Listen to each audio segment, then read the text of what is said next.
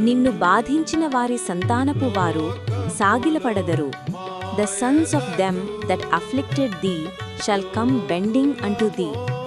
Isaiah, Yeshaya 60:14. లోకములో మాయలకు లోకులమో మాటముకు లోకువనేను కాకుండునట్లు మెలకువను సగుము ప్రభువా.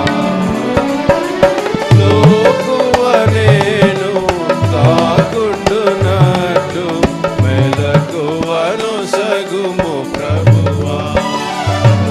నా జీవిత సాగరము